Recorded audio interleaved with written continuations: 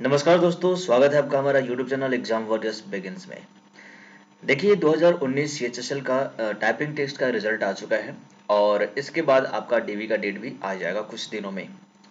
फिलहाल आपको ये जानना जरूरी है कि जब डीवी होगा आपका तो उस टाइम पे आप अपनी पोस्ट प्रेफरेंस कैसे भरोगे। शायद कुछ लोगों को ये भी नहीं पता होगा कि पोस्ट प्रेफरेंस कब भरा जाता है, तो आपको मैं बता दूं कि जब आपकी डीबी होती है उसी टाइम पर आपको इस तरीके का एक फॉर्म मिलता है जिसमें सारी पोस्ट की डिटेल्स दी गई होती हैं। उन सभी पोस्ट को आपको प्रायोरिटी वाइज भरना होता है और आपको मैं बता दूं कि ये जो प्रायोरिटी वाइज आप फिल करोगे इसे आप दोबारा चेंज नहीं कर पाओगे, इसीलिए इसकी बहुत ज़्यादा इंपॉर्टेंस है। आप चाह करके भी इसके पोस्ट में किसी भी तरह की कोई चेंजेज नहीं कर सकते और आपका अगर सिलेक्शन हो गया तो भी आप अपनी पोस्ट को चेंज नहीं कर पाएंगे। तो कहीं ना कहीं इसे भरने के लिए आपके पास एक बेटर आइडिया होना चाहिए कि आप इस पोस्ट प्रेफरेंस को किस तरीके से डालें ताकि जो आपकी पसंद की जॉब आपको मिल सके, क्योंकि आपको उस पोस्ट पे हो सकता है लाइफ टाइम वर्क करना पड़े, है ना, या फिर आपको जॉब क्विट करना पड़े। तो आपके पास दो ही ऑप्शन बच सकते हैं। तो ऐसे में आप क्यों ना पहली बार में ही एक अच्छी अच्छी पोस्ट जो आपके लिए बेस्ट हो उसे आप यहाँ पे फर्स्ट प्रायोरिटी में दें। तो मैं उसको गाइड करूंगा कि कौन कौन सी पोस्ट है, किस पोस्ट पे किस तरह के काम करने पड़ सकते हैं आपको, और क्या वहां पे वर्किंग प्रोफाइल होगा, कितनी सैलरी होगी, और क्या आपका प्रमोशन वहां पे हो सकता है। तो ये सब कुछ जानेंगे। इसके अलावा area of work, place of work और सैलरी के बेसिस पर हम देखेंगे कि कौन सी पोस्ट आपके लिए बेस्ट होगी। तो ये सब कुछ हम इस वीडियो में बनाएंगे, इसलिए अंत तक जरूर बने रहिएगा, आपको बहुत सारा हेल्प इसमें मिलने वाला है। दूसरी चीज आपको बता दूं कि क्योंकि सीएचएसएल 2019 का डीवी डेट अभी आया नहीं है और डीवी की डेट बस आ ही जाएगी कुछ दिनों में, तो आपसे एक रिक्वेस्ट भी है, क्योंकि ये रिक्वेस्ट आपके लिए ही है, मेरी तरफ से कुछ हेल्प करने चाहते हैं आपके लिए। क्योंकि उसमें क्या होगा कि हम चाहते हैं कि डीवी का जब भी डेट आए उसमें एक कैंपेन चलाया जाए जिसमें आप क्या करो कि जो भी कैंडिडेट ऑलरेडी सीएचएसएल 2018 और सीजीएल 2018 में ऑलरेडी सिलेक्ट हो चुके हैं उनको डीवी से बोला जाएगा कि आप प्लीज स्किप करो, रिक्वेस्ट किया जाएगा, मोटिवेट किया जाएगा ताकि जो नए बच्चे हैं उनका सिलेक्शन हो सके। ऐसे में आप भी इस कैंपेन में पार्टिसिपेट करें, ज़्यादा से ज़्यादा लोगों तक इसको पहुंचाएंगे तो हमारे लिए बेस्ट होगा। तो ऐसे में आप इस चैनल को जरूर सब्सक्राइब कर लीजिए कि जब हम कैंपेन स्टार्ट करें तो आप उसमें आपको नोटिफिकेशन मिल सके और आप इसमें पार्टिसिपेट कर सके। ना सिर्फ यूट्यूब पे बल्कि आप ट्विटर, जो कि आज के टाइम पे सबसे बड़ा टूल हो चुका है अपने मैसेज को एक लार्ज स्केल पर पहुंचाने के लिए, तो आप मुझे ट्विटर पे भी फॉलो करिए, उसका लिंक मैंने डिस्क्रिप्शन में दे चुका है। तो आप वहां पे जाकर मुझे ज्वाइन कर लीजिए और हर तरीके से कोशिश करेंगे कि कम से कम जो भी स्टूडेंट ऑलरेडी सिलेक्टेड हैं वो वहाँ पे ना जाएं, वो डीवी को स्किप करें। ठीक है, तो ये तो खैर आपके नोटिफिकेशन के लिए थी, आप जरूर सब्सक्राइब कर लीजिए अभी। और फिलहाल अब चलते हैं काम की बात करते हैं कि आपके लिए पोस्ट प्रेफरेंस कौन सी सबसे बेस्ट होगी।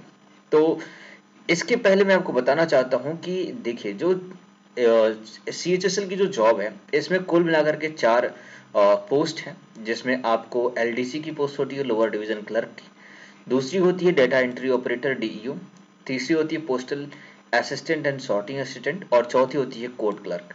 ये 4 पोस्ट होती हैं। इन चारों पोस्ट में से ही किसी एक पोस्ट के लिए आपको अप्लाई करना होता है। लेकिन मैं आपको बता दूं कि इन चारों पोस्ट में से जो सबसे ज्यादा जो पोस्ट होती हैं डिफरेंट डिपार्टमेंट्स होती हैं वो एलडीसी में होती हैं। ठीक है, ये जो फॉर्म आप देख रहे हो कुछ इस तरीके का फॉर्म आपको मिलेगा पोस्ट प्रेफरेंस जब आप फिल करने जाओगे डीवी के टाइम पे। तो वहां पर देखिए यहाँ पर नेम ऑफ द कैंडिडेट लिखा गया है, इसमें आपको नेम रोल नंबर फिल करना होगा। उसके बाद इस तरीके की एक सीट रहेगी जिसमें सभी डिपार्टमेंट्स के नाम दिए गए हैं। तो यहाँ पर एल कोड से दिया गया है लोअर डिवीजन क्लर्क की पोस्ट के लिए, और इस लोअर डिवीजन क्लर्क में जो टोटल नंबर ऑफ पोस्ट दी गई हैं वो 39 और 40 और यहाँ 46 तक दी गई हैं। तो कुल यहाँ पर 46 डिपार्टमेंट्स हैं लोअर डिवीजन क्लर्क के लिए। 46 नंबर का जो डिपार्टमेंट है जो कि बॉर्डर रोड ऑर्गेनाइजेशन के लिए है, तो यहाँ पर आपको मेल कैंडिडेट के लिए सिर्फ अप्लाई करने के लिए बताया गया है। उसकी कुछ शर्तें हैं वो मैं आगे नीचे बता दूंगा।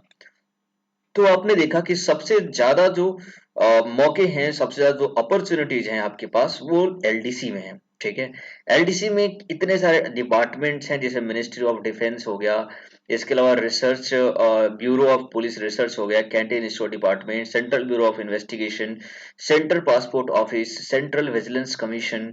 तो यहाँ पर इस फॉर्म को आप डाउनलोड कर लेंगे, पहले ही आपको ऑनलाइन मिल जाएगा। अगर आपको नहीं मिल रहा है तो मैं आपको डिस्क्रिप्शन में दे दूंगा, वहां से आप डाउनलोड कर लेना।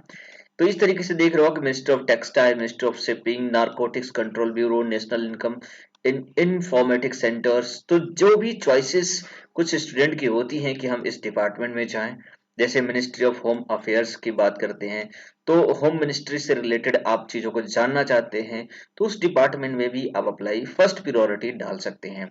तो ये तो है एलसीडी एलडीसी की, जिसमें कुल 46 डिपार्टमेंट्स हैं। इनमें से किसी एक डिपार्टमेंट में आप अपने आपको अपने जो भी आपकी नीड है, या फिर जो भी आपकी एक तरीके से विश कह लो, जिस डिपार्टमेंट आप जाने की सोचते हैं, उसको आप फर्स्ट प्रियोरिटी में रख सकते हैं। और उसी के अकॉर्डिंगली, अपने इंटरेस्ट के अकॉर्डिंगली दूसरे डिपार्टमेंट में भी आप अपनी पोस्ट को प्रेफरेंस दे सकते हैं। ठीक है, ध्यान रहे कि ये चीजें कभी चेंज होंगी नहीं, इसलिए आपको इन सभी चीजों को काफी कुछ देख करके ही आपको ध्यान में रखना चाहिए। अगर मान लो किसी स्टूडेंट का इंटेलिजेंस में काफी ज्यादा मन लगता है, तो वो इंटेलिजेंस ब्यूरो के लिए भी अप्लाई कर सकता है फर्स्ट प्रियोरिटी में। और अगर आपका यहाँ पे होता है तो आपकी लाइफ में काफी कुछ चेंजेस देखने को भी मिल सकते हैं, क्योंकि इंटेलिजेंस करना सबके बस की बात नहीं होती है। खैर, क्राइटेरिया मैं बताऊंगा कि किस चीजों के ऊपर और फोकस करना चाहिए, आप ध्यान से सुनते जाइए। बस इतनी सारी चीजें नहीं है कि सिर्फ इंटरेस्ट को लेकर के ही आप कर लेंगे। Place of work, working condition क्या होता है, वो सब कुछ मैं आपको बताऊंगा, सैलरी कितनी होती है वो भी बताऊंगा। ठीक है, तो ये तो एलडीसी की पोस्ट थी।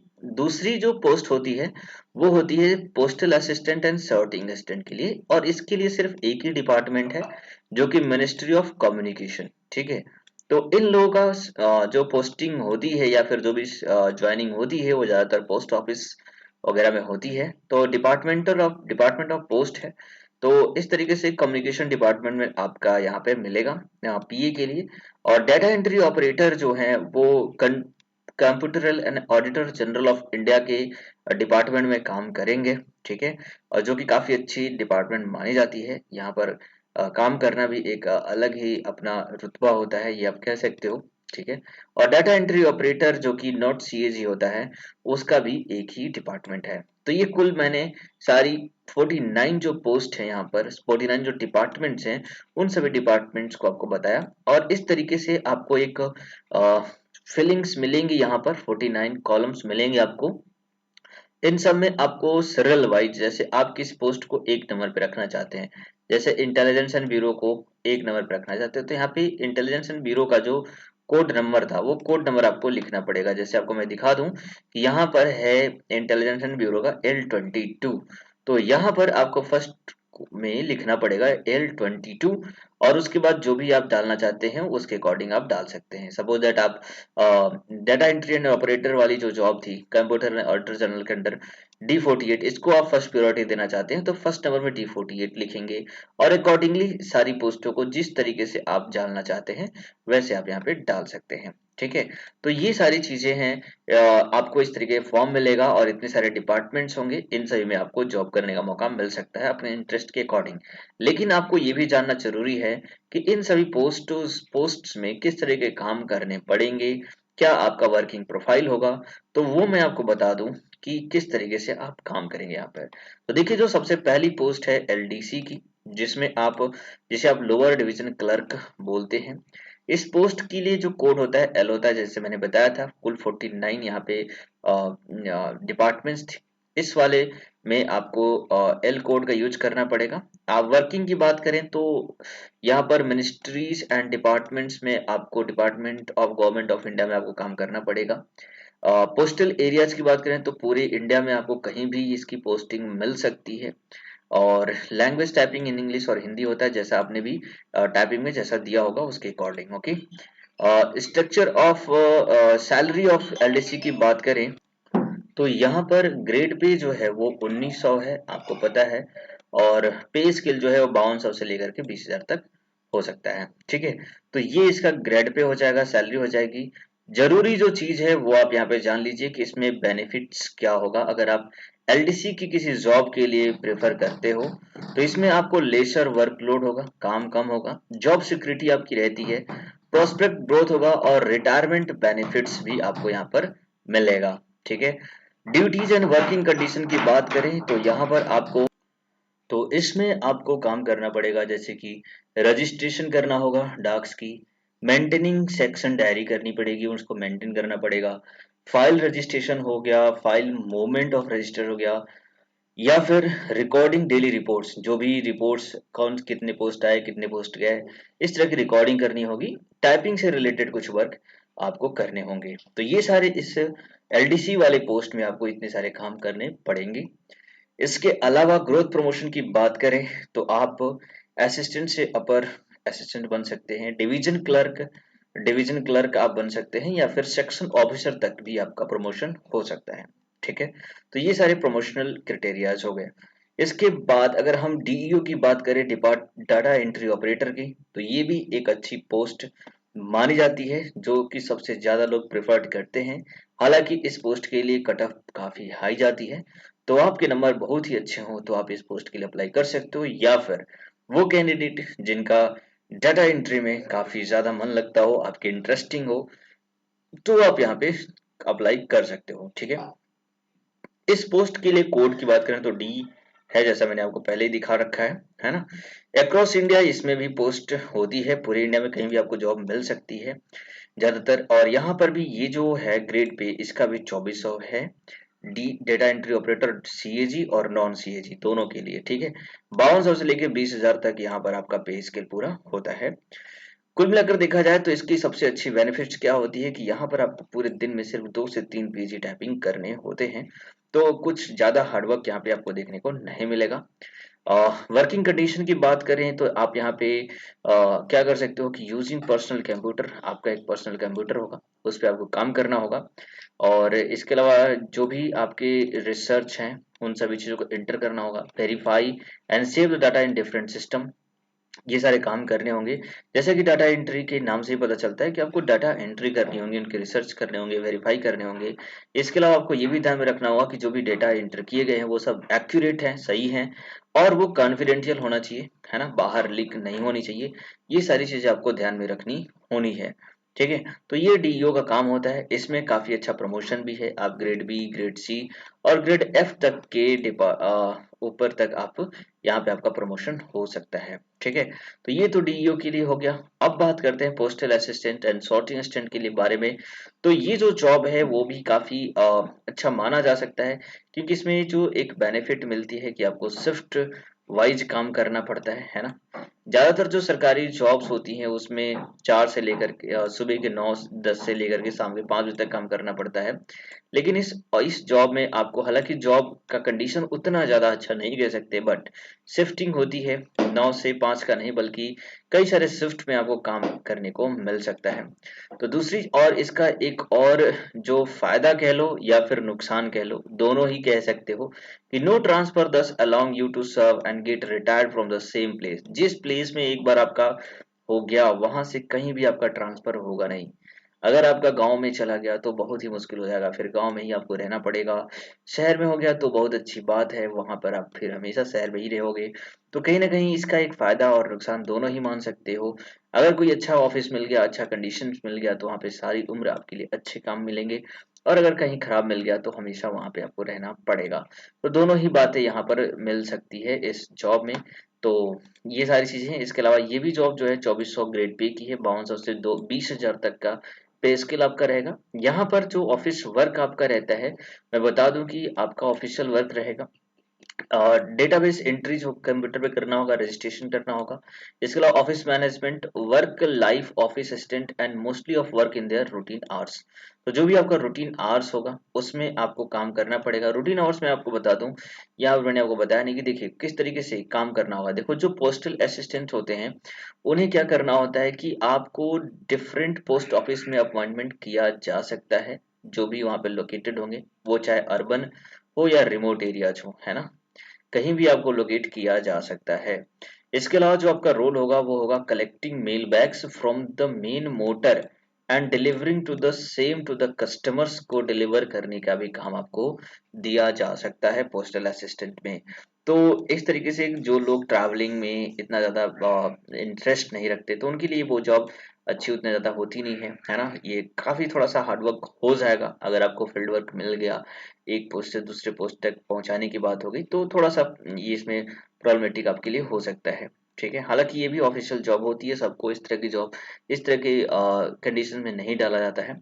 सॉर्टिंग असिस्टेंट की बात करें तो देखिए यहाँ पर शिफ्ट में काम करना पड़ता है आपको, जैसे कि 6 बजे से लेकर 2 बजे तक, 2 बजे से लेकर 10 बजे तक, और 6 PM टू 6 AM यानी कि नाइट के शिफ्ट में आपको काम करना पड़ सकता है। तो ये इस तरीके से शिफ्ट वाइज काम करना पड़ता है। ध्यान में रखना होगा कि जो लोग नाइट में काम करते हैं उनके लिए नाइट शिफ्ट जो होती है वो अल्टरनेट होती है ना, एक के बाद एक होती है।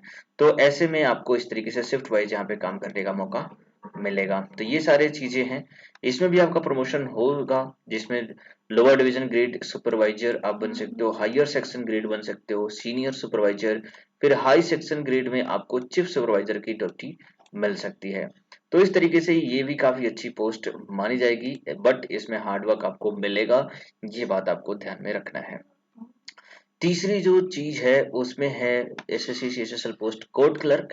कोड क्लर्क के लिए आपका पोस्ट कोड सी होता है ना। कोड क्लर्क जो होती है काफी लोग जो इसको चॉइस करते हैं जिनका इंटरेस्ट कोर्ट से रिलेटेड हो, जिसमें आप जो जज के अकॉर्डिंगली आप काम करना चाहते हो, लीगल मैटर्स में आप काम करना चाहते हो, तो ऐसे के लिए आपके लिए कोड क्लर्क जो होगा वो काफी ज्यादा बेस्ट माना जाएगा। अक्रॉस इंडिया इसमें भी काम करने होते हैं, इंग्लिश हिंदी दोनों टाइपिंग के लिए रिक्वायरमेंट होती है। 1900 ग्रेड पे की जॉब है, 500 से 20,000 तक यहाँ पर भी पे स्केल रहेगा। बेनिफिट्स की बात करें तो रेगुलर एंड टाइमली प्रमोशन यहाँ पे होता रहता है। इसमें आपको रिसर्च एंड लीगल मैटर्स पे आपको काम करना होता है, preparing legal documents based and research and law clerks mostly work for the attorney और जज।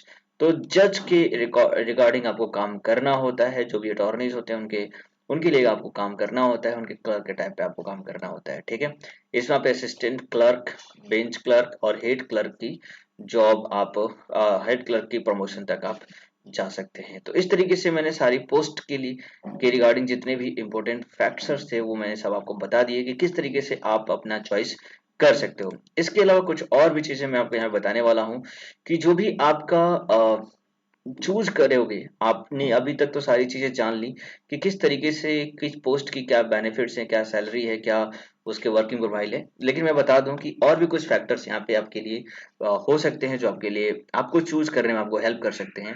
तो इसमें है एरिया ऑफ वर्क, कि आप काम करने के लिए किस तरह के एरिया में आप काम करना चाहते हो। जैसे मैंने कई सारे एग्जाम्पल दिए, आप अर्बन एरियाज में काम करना चाहते हैं, रूरल में काम करना चाहते हैं, सब अर्बन में, या फिर अर्बन टू मेट्रोपॉलिटन में। तो आपका अगर चॉइस है अर्बन टू मेट्रोपॉलिटन में, तो इस तरह के काम करने के लिए ज्यादातर ये जो वर्क होंगी वो कैपिटल्स में ही होंगी। तो इसके लिए आपको कोर्ट क्लर्क के लिए हाई प्रायोरिटी यानी फर्स्ट प्रायोरिटी आपको रखना होगा, है ना। क्योंकि कोर्ट क्लर्क की जो जॉब होती है ज्यादातर सिटीज वगैरह में ही होती है। तो कोर्ट क्लर्क को अगर फर्स्ट प्रायोरिटी में रखते हो तो आपको पॉसिबली गांव में नहीं भेजा जाएगा, रूरल एरियाज में आपको नहीं भेजा जाएगा, शहरों में ही आप रहोगे। तो अगर आप शहरों में रहना चाहते हैं तो कोर्ट क्लर्क को आप फर्स्ट प्रायोरिटी में रखिए। वही अगर हम पोस्टल असिस्टेंट की बात करें तो ये लोग पोस्ट ऑफिस में जा सकते हैं, जो कि ग्रामीण इलाका भी हो सकता है। ठीक है, हालांकि पोस्ट ऑफिस बड़ी शहरों में भी होती है लेकिन गांव में भी आपका प्लेसमेंट हो सकता है। तो इस तरीके से जिस एरिया में आप काम करना चाहते हैं उसके अकॉर्डिंगली आप यहाँ पे फिलअप कर सकते हो। ठीक है, दूसरी चीज स्किल सेट के ऊपर बात करें, है ना, एरिया ऑफ वर्क मैंने बता दिया। इसके अलावा प्लेस ऑफ वर्क की बात करें तो किस तरीके के प्लेस में, ये चीज तो मैंने बता दी शायद ना, हाँ ठीक है। एरिया ऑफ वर्क में आपने क्या देखा था कि डेटा एंट्री, हाँ जी, ये चीज मैंने आपको नहीं बताई थी कि एरिया ऑफ वर्क में भी आपको ध्यान रखना होगा किस एरिया में आप काम करना चाहते हो। जैसे कि अगर हम बात करें यहाँ पर कि कुछ पार्टिकुलर डिपार्टमेंट होते हैं, जैसे मैंने आपको एग्जांपल दिया था इंटेलिजेंस ब्यूरो की बात की थी, आप इंटेलिजेंस ब्यूरो में काम करना चाहते हैं तो उसको आप फर्स्ट प्रायोरिटी पे रखिए अपने अकॉर्डिंगली, है ना।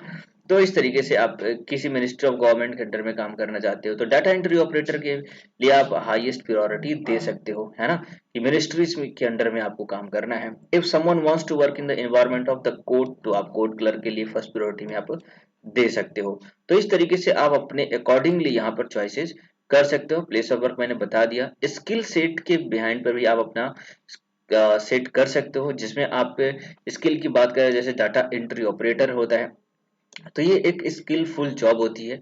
जिसको डाटा एंट्री आता है वही इसमें पार्टिसिपेट कर सकता है। तो इस तरीके से आप डाटा एंट्री ऑपरेटर को भी फर्स्ट प्रायोरिटी पे रख सकते हो अगर आपका स्किल अच्छा है। फाइनली सैलरी जो होती है सबसे ज्यादा इंपॉर्टेंट होती है। ज्यादातर लोग सैलरी को भी एक फैक्टर मानते हैं। सैलरी उनके लिए ज्यादा इंपॉर्टेंट होती है रादर देन वर्किंग कंडीशन और वर्किंग प्रोफाइल। उनके लिए कोई मैटर नहीं करता। How hard job and how easy official है या फील्ड वर्क है, उनके लिए कोई मैटर नहीं करता। उनके लिए मैटर करता है सैलरी। तो इसलिए आपको सबसे जो फर्स्ट प्रायोरिटी होगी तब भी आप डाटा एंट्री ऑपरेटर को देंगे, क्योंकि इसमें ही सबसे ज्यादा आपको सैलरी मिलेगी। इसके अलावा लोअर डिवीजन क्लर्क जो होती है, कोड क्लर्क होती है, इसमें कंपैरेटिवली कम सैलरी आपको मिलती है।